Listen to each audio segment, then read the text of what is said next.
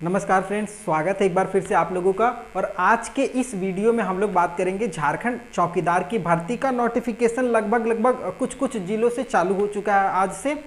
और इस पूरे वीडियो में हम लोग आज पूरा बात करेंगे क्या क्या चेंजेस हुआ है। पिछली बार भर्ती निकली थी उसमें मैंने आपको सब कुछ बताया था, फॉर्म भरने का प्रोसेस स्टेप बाय स्टेप।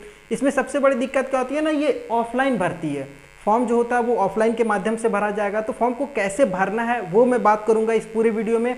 इस बार क्या क्या बदलाव हुआ सिलेक्शन प्रोसेस को लेकर के, खास करके सिलेबस वगैरह में थोड़ा सा चेंजेस हुआ है जिसके चलते ये भर्ती कैंसिल हुई थी। ठीक है, अब भर्ती अभी कहाँ कहाँ किस किस जिले से निकल करके आई है वो भी मैं बात करूंगा। और सबसे इंपॉर्टेंट है क्या क्या एलिजिबिलिटी मांगा गया है इस बार, ये सारी चीज़ें इस पूरे वीडियो में बात करूंगा। ध्यान से देखिएगा, मेरिट कैसे बनेगा वो भी मैं बात करूंगा। तो सबसे पहले भर्ती कहाँ से है, झारखंड की तरफ से निकल करके आई है चौकीदार, जिसको हम लोग अगर इंग्लिश में बात करेंगे ना तो होम गार्ड।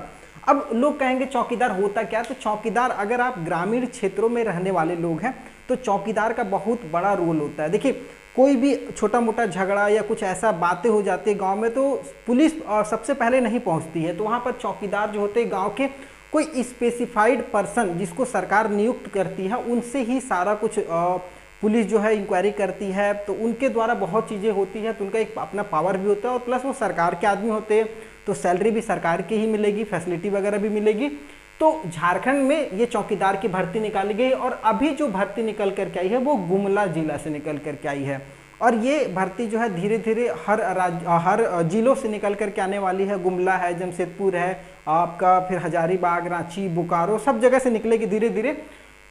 इस भर्ती का अगर ऑफिशियल नोटिफिकेशन चाहिए तो डिस्क्रिप्शन में मैंने लिंक दिया हुआ है, या फिर आप हमारे चैनल पे जिसका लिंक आपको नीचे दिख रहा होगा वहाँ पर भी जा करके देख सकते हैं। वहाँ पर भी मैंने A to Z सारी जानकारियाँ बताई हुई है, हर जिले वाइज मैंने वहाँ पर लिस्ट बनाया हुआ है और क्या क्या एलिजिबिलिटी है सारा चीज़ वहाँ पर भी आप देख सकते हैं।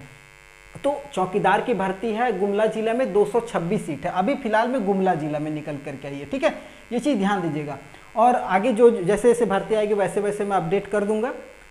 फॉर्म कब से चालू हो रहा है, 30 सितंबर से ऑफलाइन के माध्यम से, मैंने शुरू में ही बता दिया था ऑफलाइन फॉर्म भरा जाएगा। फॉर्म को आपको भर करके स्पीड पोस्ट से या नॉर्मल पोस्ट से भेजना होगा और 30 अक्टूबर लास्ट डेट है, 1 महीने का पूरी समय है। एज की बात करेंगे तो एज जो है 18 से 35 साल। बहुत सारे लोगों का अगर गवर्नमेंट जॉब के लिए एज खत्म हो चुका है तो वो आप इस फॉर्म को भर सकते हैं, क्योंकि एज जो है यहाँ पर 35 साल दी गई है मैक्सिमम। और कब कंप्लीट होना चाहिए, 1 अगस्त 2023 को, मतलब इसी साल अगस्त में अगर आपका 18 साल हो गया है तो भर सकते हैं। 35 साल से ज़्यादा नहीं होना चाहिए, खास करके जनरल कैंडिडेट, जनरल और EWS। अगर यही OBC में आप आते हैं तो 18 से 37 साल आपको मिलेगा। SC ST जो कि झारखंड के होना चाहिए 18 से 40 साल वाले आवेदन कर सकते हैं, जबकि लड़कियां जो कि झारखंड से अगर हैं तो 18 से 38। और एक चीज़ और ध्यान दीजिएगा, जिस जिले से भर्ती निकल करके आई है उसी जिले के लोग ही आवेदन करेंगे तो ये ज़्यादा सही अच्छा रहेगा, वही लोग कर ही सकते हैं। और जिस आप पंचायत से बिलोंग करते हैं, ग्रामीण क्षेत्र की भर्ती है, तो जिस पंचायत के आप रहने वाले हैं, अगर उस पंचायत में भर्ती निकल करके आई है तो आप बीट संख्या वगैरह थोड़ा सा देख करके अच्छी तरीके से भरिएगा। भरने का वीडियो मैंने नीचे डिस्क्रिप्शन में भी लगा दिया है, आप वहाँ से भी जा सकते हैं, देख सकते हैं कैसे कैसे फॉर्म भरना है।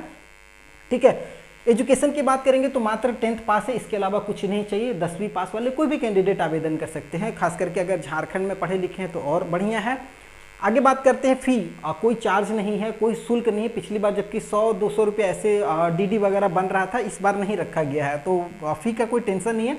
फॉर्म मैंने अपनी वेबसाइट पे आप देख ही लिए होंगे, वहाँ पर भी आपको डाउनलोड कर सकते हैं वहाँ से जा करके, या फिर मेरे टेलीग्राम चैनल से नहीं जुड़ेंगे तो वहाँ से जुड़ जाइएगा, वहाँ भी आप फॉर्म को डाउनलोड कर सकते हैं, प्लस नोटिफिकेशन भी डाउनलोड कर सकते हैं। ठीक है, डॉक्यूमेंट की बात करेंगे तो ये डॉक्यूमेंट इंपॉर्टेंट है, और अगर आपके जिले में भर्ती नहीं आई है तो आप ये डॉक्यूमेंट ना बहुत इंपॉर्टेंट है, बना करके रख लीजिएगा अगर आपके पास में नहीं है तो, क्योंकि भर्ती आएगी तो फिर ये बनाने दौड़िएगा तो फिर मुश्किल हो जाएगा, क्योंकि फॉर्म को आपको भरना भी है और साथ ही साथ ऑफलाइन भेजना भी है, तो ये होना जरूरी है।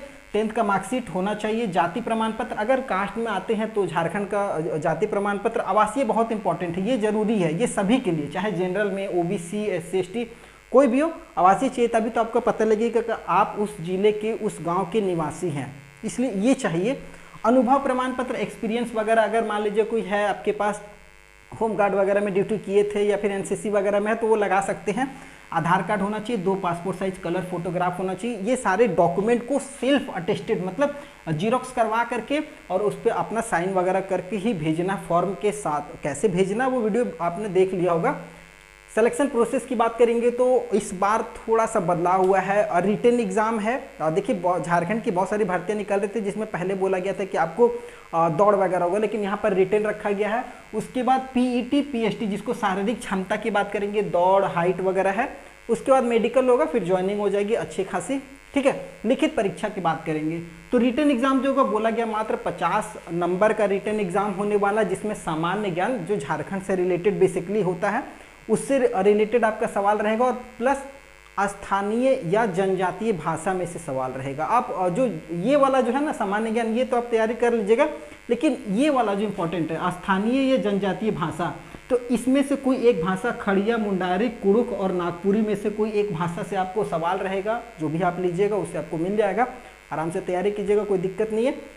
नो नेगेटिव मार्किंग है, कोई नेगेटिव मार्किंग नहीं है, जितना आए वो भी मारिए, जो नहीं आए उसको भी अटेम्प्ट करने का कोशिश कीजिएगा, छोड़िएगा नहीं, क्योंकि नेगेटिव मार्किंग नहीं है और मेरिट भी इसी के अनुसार बनेगा। तो इंपॉर्टेंट है पास करना। अगर 30% नंबर इसमें नहीं लेकर के आइएगा ना, कम से कम 30%, ठीक है, तो 50 में 15 या 18 नंबर लाना होगा।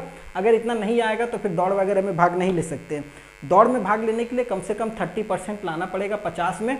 अगर 50 में 15-18 नंबर लेकर के आ गए तो फिर आपका हाइट वगैरह हो जाएगा। अगर जनरल EWS OBC कैंडिडेट है तो 160 सेंटीमीटर चाहिए, जबकि ये जनरली सबका होता है। SC ST की बात करेंगे तो 155 सेंटीमीटर, लड़कियां 148 सेंटीमीटर आपका होना चाहिए हाइट।